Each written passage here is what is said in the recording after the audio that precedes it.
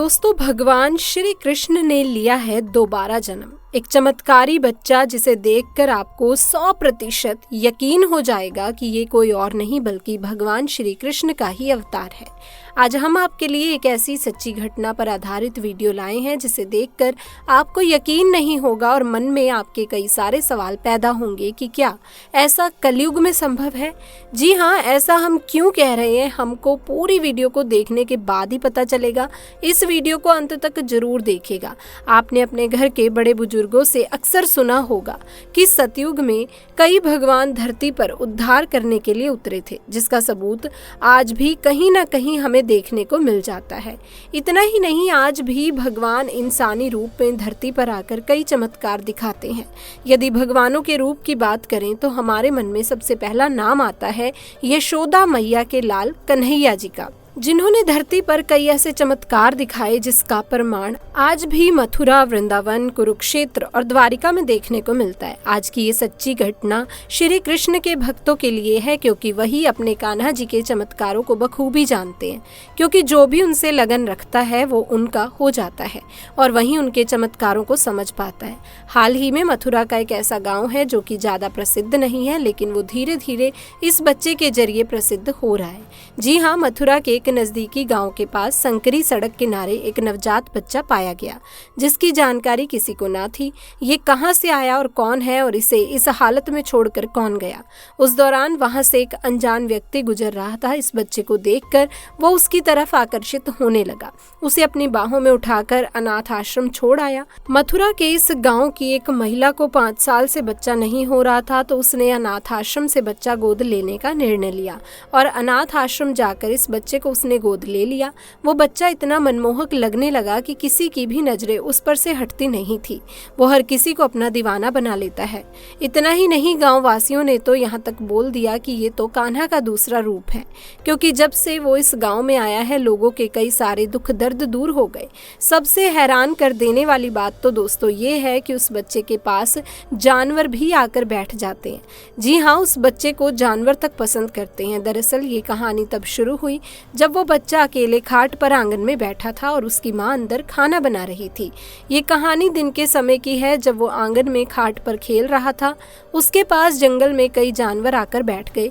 बिना डरे वो बच्चा खेल में लगा हुआ था। ये देखकर सारे गांववासी एकत्रित हो गए और उसे देखने लगे। इसके बाद उस बच्चे की माँ को गांववासियों ने आवाज लगाई। जैसे ही वो बाहर आई तो ये देखकर दंग रह गई कि सभी जंगली जानवर उसके आंगन में आकर बैठे हुए हैं और उसके बच्चे के पास नागों का झुंड भी लगा हुआ था। वो घबरा गई, लेकिन कुछ ही देर में वो जानवर खुद ब खुद वहां से चले गए। ये नज़ारा देखने के बाद गांव वासियों ने बच्चे के माता पिता को कहा कि ये कोई साधारण बच्चा नहीं है।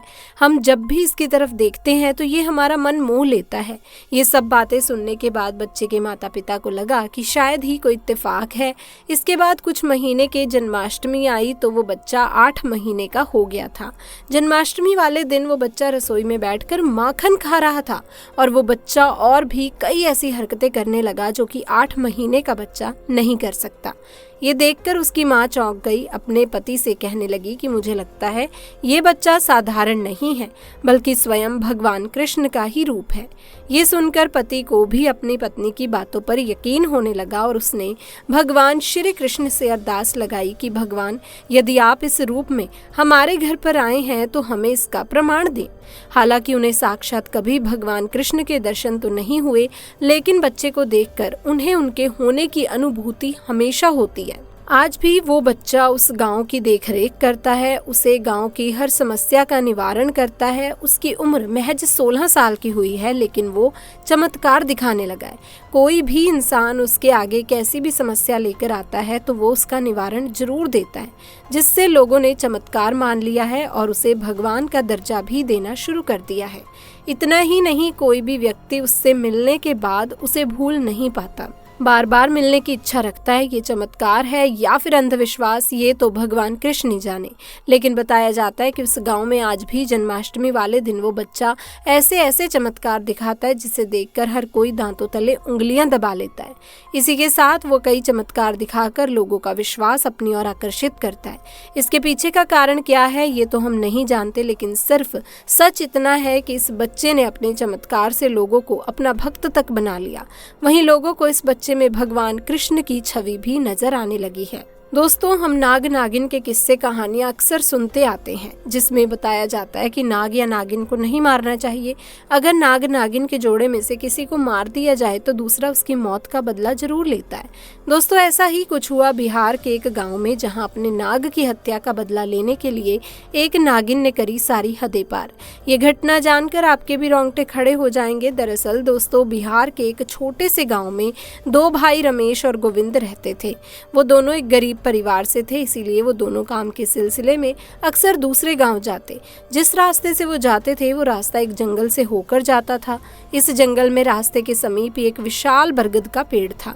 उसी बरगद के पेड़ पर एक इच्छाधारी नाग नागिन का जोड़ा रहता था। एक दिन की बात है, नागिन यूं ही जंगल में घूमने चली गई, लेकिन नाग वहीं पेड़ के नीचे सो रहा था। जब रमेश और गोविंद शाम को उसी रास्ते से अपने घर जा रहे थे जहां वो बरगद का पेड़ था, उस समय वहां थोड़ा थोड़ा अंधेरा था। तो अचानक उन दोनों की नजर उस नाग पर पड़ गई। तो उन दोनों नाग को देखकर डर गए। फिर उन्होंने सोचा कि ये नाग हमें कोई नुकसान ना पहुंचा दे, इसीलिए उन दोनों ने नाग को डंडे से पीट पीट कर वहीं मार डाला और उसे उठाकर इस पेड़ पर लटका दिया। और यही उन दोनों की सबसे बड़ी गलती थी। जब दोनों को पता चला कि ये कोई साधारण नाग नहीं बल्कि एक इच्छाधारी नाग है, तो जल्दी से दोनों अपने घर की तरफ भाग गए।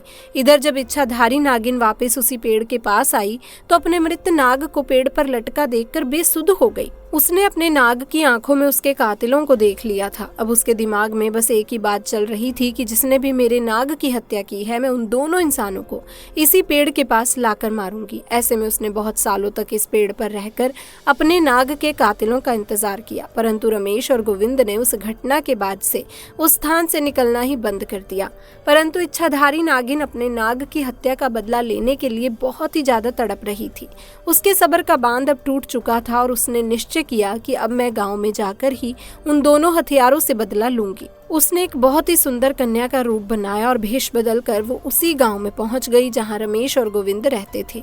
उसने पूरे गांव में नाग की आंखों में दिखे उन दोनों कातिलों को बहुत ढूंढना चाहा, पर वो कहीं नहीं मिले। परंतु शाम के समय जब रमेश और गोविंद काम करके घर लौट रहे थे, तभी उन पर इच्छाधारी नागिन की नजर पड़ गई। उस समय उसने बहुत ही सुंदर लड़की का रूप धारण कर रखा था। ऐसे में वो रमेश और गोविंद को अपनी सुंदरता से लुभाने लगी। वो दोनों उसकी सुंदरता पर मोहित हो चुके थे। तभी उस लड़की ने कहा कि आओ, मैं तुम्हें स्वर्ग की सैर कराती हूँ। वो दोनों भी ये सुन बेसुध हो चुके थे और उसके पीछे पीछे जाने लगे। वो उस लड़की की सुंदरता में इतना मोहित हो चुके थे कि उन्हें समझ नहीं आ रहा था कि वो दोनों इस स्थान पर जा रहे हैं जहाँ उन दोनों ने नाग की हत्या की थी। अब वो इच्छाधारी नागिन उन दोनों को लेकर उस पेड़ के पास आ गई और अपना भयंकर रूप, विशाल रूप ने दिखाया, जिसे देखकर दोनों के होश उड़ गए और डर के मारे वो कांपने लगे। नागिन ने दोनों को डस डस कर इस पेड़ के पास लाकर मार दिया और पुनः इस पेड़ के पास रहने लगी। तो दोस्तों, ये थी आज की वीडियो और घटना। आपको आज की ये घटना कैसी लगी हमें जरूर बताइएगा। इसी के साथ इस वीडियो को लाइक करें, शेयर करें और चैनल को सब्सक्राइब करें। आप सभी का बहुत बहुत धन्यवाद।